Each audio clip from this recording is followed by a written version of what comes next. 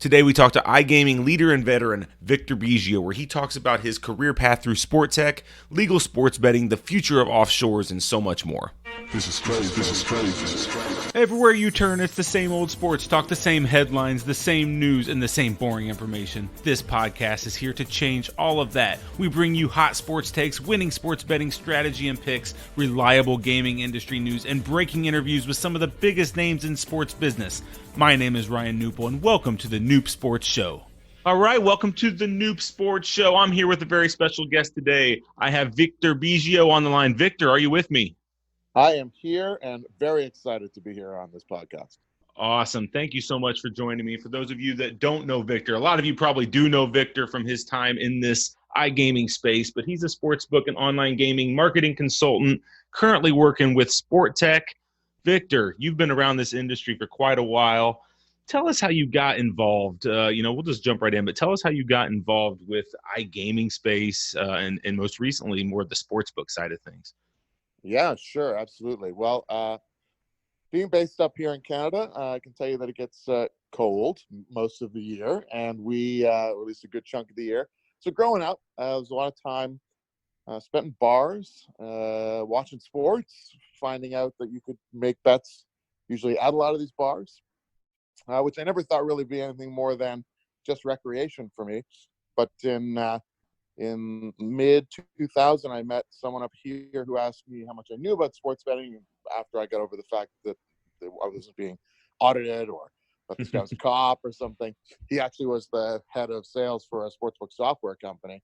And that was back in 2000. So it was a pretty rudimentary piece of software, as you can imagine, really meant to help offshore call center operators. So I said, well, I knew a fair amount about it and enough to get myself in trouble. And he said, great, how'd you like to move to Costa Rica in 3 weeks' time? And so sure enough, that's what I ended up doing. Got a couple of folks, and we ended up getting into the industry during the Wild West time of online betting all the way back in 2000. That's really, I can't say that I really studied to do it. I had a background in marketing, but it was really just dumb luck that I met somebody who was in the industry looking for people who wanted to get involved in sales and marketing. So there it was. That's really cool. I mean, so you've been in this industry for 15 to 20 years. And, so we met back at met for the first time. We've actually been acquaintances online for quite a while, as I've been in the industry for years as well. Yep. But we actually met in person for the first time down at the SBC event in New Jersey.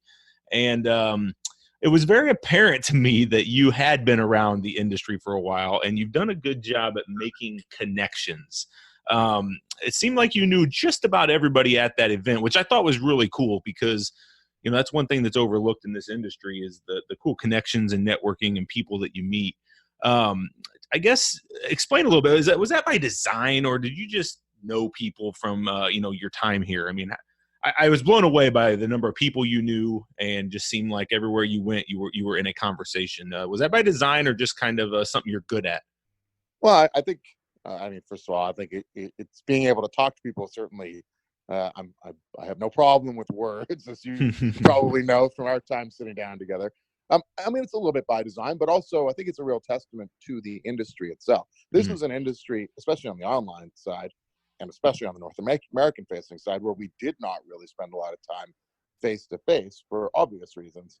Because people's travel schedules were very different. Where they were based was spread all over. So these shows really were an opportunity to meet the people that you were talking to face to face at the beginning, that you were talking to in the beginning, via MSN Messenger and email and things like that.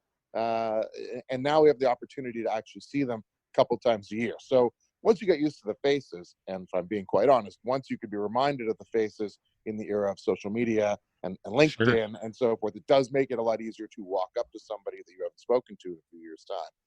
But what I'm always been shocked by, certainly in the last year, especially in the U.S., as there's been so many shows in the U.S. over the last year, is just how many people have been in the industry just as long or even longer than I have. And that's pretty remarkable considering all the ups and downs this industry has faced. Yeah, absolutely. Absolutely. So yeah, you spent a lot of time at different companies. I'm looking back through kind of your resume. You got some time at Odds on Gaming and some poker stuff and some other companies. So now you're currently at Sportech, right? You would That's right. explain a little bit about your role at Sportech and I guess how long you've been there, what you're doing, and I guess what your role entails. Yeah, sure. So, it's funny how things have come full circle. It started out in the sports betting side of the business, sort of morphed along the way to casino and then poker when it was really popular. And then for various reasons, you find new avenues for your businesses. I've been consulting for just under 10 years now, or just over 10 years. Sometimes the years escape me. And it's been a lot of fun. I've done a lot of work that I didn't know that I would ever get into, whether it be on the lottery side of the business or with the early days of mobile gaming, skill gaming, when it was unheard of that somebody might be able to play skill games for money. And then that's how I actually interacted with Sportech at the beginning. I did some consulting for them a few years back on a social gaming project they were working on. And then about a year and a half ago, I got a call because their CEO is based here in Toronto as well, saying, look, we have a horse racing business software that runs all the tote.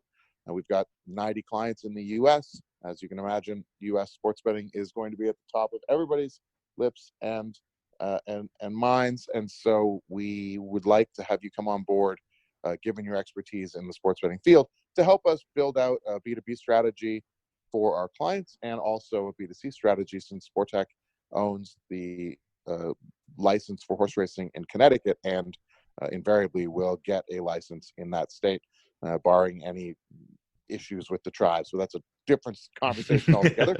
But yeah, so for the last year and change, I've been helping their clients prepare themselves for sports betting, because these are a lot of racetracks and OTBs that will either need some new hardware or need a more focused digital presence or just need a marketing help in general. And then also assisting where possible with the negotiations that have been going on in Connecticut for legislation there as well. That's awesome. Well, congrats on that role. I mean, that's it's a good company and that's a great role. And you certainly have the experience to be there. So that's pretty cool. Yeah, it's a great opportunity. I mean, I really think that the horse racing business, if you've ever spent any time at a track, you realize there's just a lot of romance around horse racing. And unfortunately, that hasn't translated into people going through the turnstiles, and the betting revenues are down for various reasons. But there's still some beautiful locations. They seem to be, the racetracks are definitely in that first echelon of U.S. gaming entities that are receiving sports betting licenses. So Sportech's really sitting in the catbird seat with this many people using their technology already. Yeah, that's really cool. That's a good opportunity for them and you and everybody. So I can't wait to see how that progresses in the U.S. especially, and as these new states come on board, it's going to be fun to watch. Speaking of new states, I mean, I know you're very active on LinkedIn and you kind of follow the industry as much as I do in terms of news and just what's going on. I mean, man, we're seeing a frenzy of news over the last 6 to 9 to 12 months, with different media partnerships, different states coming on board, different casinos and operators jumping into the space. Oh, I mean, I don't have a specific question yet, but just give me some, I guess, thoughts on this area. I mean, let's talk a little bit just about this industry, especially in the legalized United States, sports betting space. It's wild right now. Yeah, I mean, look, I don't think you could ask me a specific question because I don't know if I could give a specific answer. So, as someone who has seen the industry in that country grow crazily in a very gray area and then be chopped down in various forms, no one is happier to see legislation than me, because there are people, we go to these shows and people talk about the U.S. being a fledgling market, and it might be for certain types of bettors, but there's billions upon billions of dollars already being bet on sports in the U.S. illegally. So the good news is the market is more mature than some might think, but that also is a detriment because there's a lot of offshore sites that continue to make lots of money who aren't going to go anywhere just because there's legislation. Well, hold on. Let me jump in right there real quick. Sure. So Because I think that's a subject that doesn't get talked about enough in this space, and maybe just because it is such a gray area. But you made the comment that the offshores aren't going anywhere anytime soon. I mean, is that truly your belief? Do you think that they're going to be around and they're still going to have U.S. clients for the near future here, or do you think something big is going to happen where they go away magically, or I don't know how that would happen, but I'm curious to get a little more insight into that take that you just had there. Sure. And it's interesting because this is something I tend to talk about when I'm on panels and so forth too. I'm trying not to be pessimistic about it, but it is just trying to be realistic about it. Mm-hmm. There's a couple of things at play here. First of all, because of the digital age, first let's talk about the Wire Act. The Wire Act is designed or has been tried to be used to thwart these offshore books. Mm-hmm. But unfortunately, even if you're breaking the law in the U.S., if you're living in a country that doesn't have an extradition treaty and you don't go back to the U.S., then I don't know exactly how you're going to get caught. And they can be as brazen as they seemingly want to be. I mean, podcasts like yours, I'm surprised haven't been infiltrated by sportsbetting.ag or one of those other online sites that I always hear advertising on some of the other larger podcasts across the U.S. But again, that's because there's nothing stopping either party from being involved in that transaction. So let me take you through another argument that people have, which is, well, people are going to be more trusting of a local place that they know is like a land-based casino they know exists. And that might be the case for a novice bettor. But if you see an ad for Bovada or hear an ad for a sports book on a podcast, and you go to that site and take their cues and make your bet and win that bet and withdraw your money and you get a check or Bitcoin or however else they can pay you, they've already created a circle of trust that might, and if you're a person who doesn't need to bet at multiple books, that you might just not be bothered to stop playing there. So it's going to be tougher to pull back a lot of that business, especially because the onshore, the legal sites are going to be paying taxes and will have to price their bets accordingly. I think we saw in New Jersey when I think it was DraftKings that launched their book and had prices that were so far off of what the offshore books were offering that somebody posted it immediately on Twitter and they had to readjust their pricing and so forth. So I think there'll be some consolidation? Sure. Do I think that they're going anywhere, the big guys? No, of course not. I mean, they're, in fact, all we've been doing over the last 12 months by making sports betting a national conversation, but legislation a state-by-state conversation, is that if you're someone sitting in California right now and you're listening to this podcast or another podcast about gaming, or turn on ESPN and see something about betting and you want to bet, you go on Google, type in online sports betting, and one of the offshore sites comes up. So all we're doing right now is filling the databases of illegal companies, maybe not to a massive number, but that doesn't matter. We need to make sure legislation passes faster than it is across the country in order to start to find a way to combat these offshore sites. Yeah, and I mean, what can or what could the U.S. government, I guess, or the state-by-state government do to stop something like this, especially now, because most of these offshores, it used to be, okay, we're going to stop credit card processing so you can't deposit into these offshores. That was, the solution back in the day. But now with this, crypto and Bitcoin and all the different ways of funding an account, I mean, what really, I guess, can they do to stop it? Or Well, you bring up a good point. Go ahead. No, sorry, you bring up a good point. There's no question that that it's much harder than ever before to get your money to and from an offshore sportsbook, and that has slowed the industry down. There's no question about that. But you're right. There's just multiple options to fund accounts, that seemingly are harder to control. I don't know if there's a solution that's 100% foolproof. I think there's some European countries that have done IP blocking, but it would only be a matter of time before the offshore sites would just create new IPs, and it'd just be a constant cat and mouse game. But it has worked to a degree. I mean, you could make legislation stronger worded against these sites, but again, unless there's a way to actually indict them, I'm not certain I'm not, and there have been, certainly in the poker world, there have been district attorneys that have U.S. district attorneys that have been able to do it at least remotely successfully, and then I think finally and probably the easiest thing that a state could do is or at least like the FCC could do, is just not allow these advertisers Mm-hmm. to accept ads. I mean, again, this year on ESPN during the World Series of Poker, I saw an ad for an offshore company. I thought, like, how did ESPN, how did Disney allow this to happen again? And I don't know if it happened on a local level, maybe because I was watching from a certain state, and it was a local affiliate that took it. I'm not certain the dynamics of it, but the fact that, when I talked about earlier, these podcasts that are being sponsored by real money betting sites, that there's other, albeit fewer of them, commercials for all other sites on other forms of media.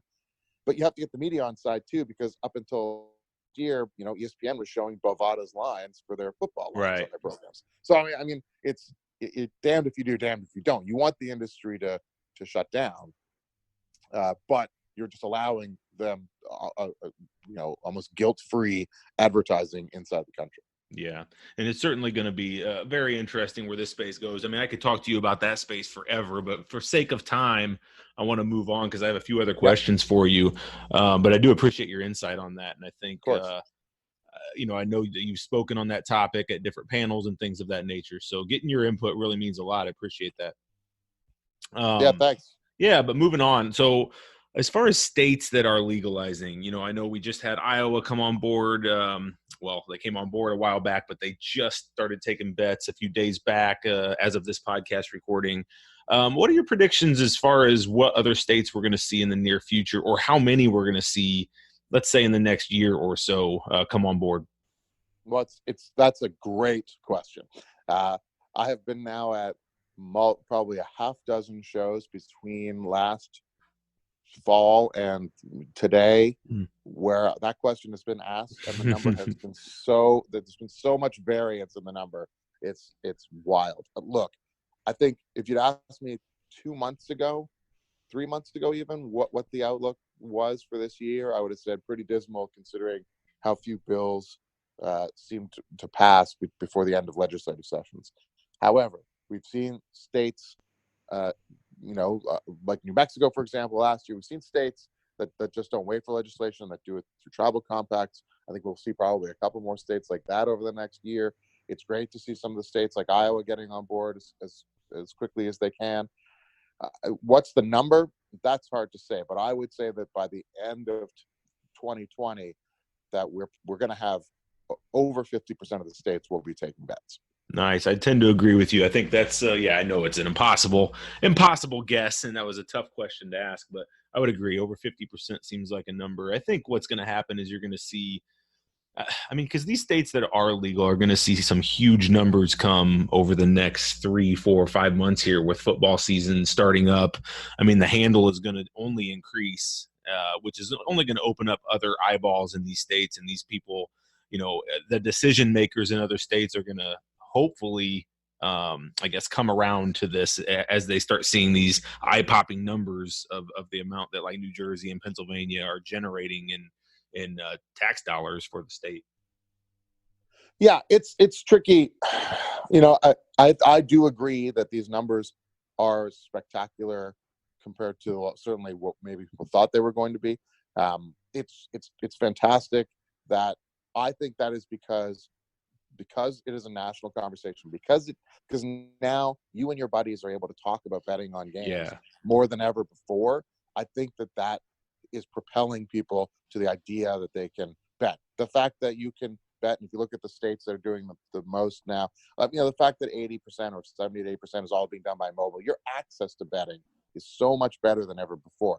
And I would point out, this is where regulated sites do have an advantage over unregulated sites, is what they're going to be able to do in the mobile space. And secondly, what they're going to be able to do from a live sort of in-play space. And I think that's the key. And that'll be where I'm looking over the next 6 months, certainly through football and basketball season, is how does the U.S. market really take those popular sports, the two most popular for betting historically in that country, and modernize it and almost make it easier and almost more fast twitch for the casual gambler, the younger gambler. That's where I think it's really exciting. Sure, seeing the New Jersey numbers from last month and realizing that they are, as high as they've ever been, higher than Nevada's numbers, and we're just in a month that is so down for the number of sports being played. I'm super excited about it. Yeah, it's going to be fun. It's going to be a fun space. What's funny when I have these conversations with you and others in this industry is, we start talking about all the states and the legislations and the bills and things of that nature, that it's almost like the sports get lost in this. Like I haven't said a word to you about sports yet. I mean, who's your football team? Who are you cheering for in football this season? We got to get back to the basics here. I know, I hear you, and it's so funny because of the industry I'm in. So I grew up on the East Coast of the country in Nova Scotia, and on local television, because we didn't have the sports networks of the world back in the day. I'm probably aging myself a bit here. We got the local U.S. feeds from that area. So we grew up with the Patriots. We grew up with the Dolphins, and we grew up with the Chargers as our West Coast team. So in that era, we sort of followed along there. I moved up to Toronto and got behind the Bills a little bit because they were so close. But then, realized that going to those games in minus 30 degrees was not really a lot of fun either. And then when I discovered betting, I really sort of became a fan of point spreads and totals, and not necessarily the teams itself. Look, I love the game. I have my own football podcast with my brothers, and we just love talking about football. And the NFL is just such a spectacular sport, simply because there are so few games, and every game matters, and the everything around an NFL game is really the pageantry is really incredible to me. So because we don't have it up here, we have the CFL, in which there is virtually no pageantry. So I can't pick a team, but if I was going to pick a team for this year, I will definitely go out on a limb and say I think this year we are going to see a rematch of the Falcons and the Patriots in the Super Bowl, and I'm pretty certain that the Falcons are going to win the Super Bowl. Atlanta, that could be. I think they have a good shot this year, and I'm 100% on board with your take there on the point spreads and totals. Seem to be who I cheer for. I mean, it's funny how fantasy sports kind of changed that for a lot of people across the world, and then I'm cheering for whoever's on my team. I'm cheering for players. And then the emergence of daily fantasy sports even changed it even more. I'm cheering for different players at different days and different weeks and everything.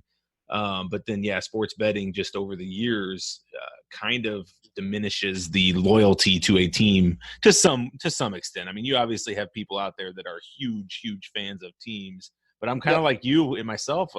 I don't really have loyalty to any team besides my St. Louis Cardinals in baseball. Sure. I have no other loyalties, so I've kind of adopted local. I'm here in Florida, so I like the Gators. I like the Bucks or the Jags or the Dolphins or kind of whoever the team of the week in the area. So I don't know if I like that or not, but it's kind of the reality of the industry. Yeah, I mean, I hear you. I mean, look, I'm a Pittsburgh Penguins fan. I live in the city of the NBA champion Toronto Raptors.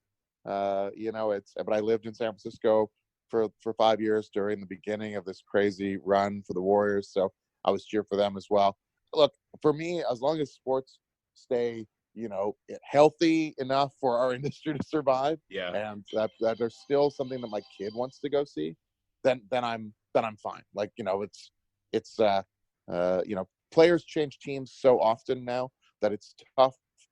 If you fall in love with the player, it's tough. What do you do when that player gets traded or leaves during free agency, or whatever the case may be? So I'm just happy that people are fans and they're still going to the games. Absolutely. Hey, what's the name of your football podcast? You mentioned you guys have one. I'd love to put a link up to it on this podcast notes. Yeah, appreciate it. Sure. It's actually in the process of changing. It was called the Bigio Brothers NFL Podcast. As it turns out, not a lot of people particularly interested in that name. The reason we did it originally, my brothers and I, when I started, I was in San Francisco. One brother's in Montreal and the other was in New Zealand. So it was a way for us to have a weekly conversation about our own family football pool and our love of the game. It is in the process of changing to a podcast called End Zones and Time Zones, for which subscribers to the Bigio Brothers podcast will be automatically forwarded on to End Zones and Time Zones, which will be back for season number 5, starting in weeks. Nice. End zones and time zones. All right. Well, we'll definitely put a link up in the show notes as well, a link out to that. But for those of you guys listening, make sure you subscribe to that podcast. Well, Victor, for sake of time here, I could just talk to you for hours, but I think we probably should wrap this thing up. Anything else? Any last words for the audience? Anything else you want to talk about here real quick? No, I would say if you're someone who bets a lot on sports and listens to this podcast, keep listening to it. There's a lot of great insight on the industry. If you're someone who doesn't bet on sports, don't be afraid of it. There's something for you, and it will make the games more fun, especially if you are stuck watching a Jacksonville, Arizona game with friends or significant others. There's always something to bet on in those games. And look, it's been a lot of fun for me to be on this. It's great to have guys like you continuing to promote the industry, and I'd be happy to check back in a few months and see if our predictions about these states comes true. Awesome. Well, I'd be honored to have you back on. That would be awesome. We will definitely take a look at what you got going on in your football podcast. Hopefully it can help me win my fantasy league or something like that. But in the meantime, I appreciate you joining, and hopefully we could actually meet up at another conference, physically meet up, have a coffee or something and hang out. I have no doubt we will see you somewhere on the trail this fall. Awesome. Well, everyone listening, appreciate you tuning in. That's Victor Bigio with Sportech, and just an all-around good guy in this iGaming industry. Victor, thanks again for joining me. Thanks for having me. Thanks for listening to this episode of the Knup Sports Show. If you enjoyed this podcast, please consider subscribing to our iTunes channel today. Plus, visit us at knupsports.com for more picks, previews, strategy, and news. That's knupsports.com.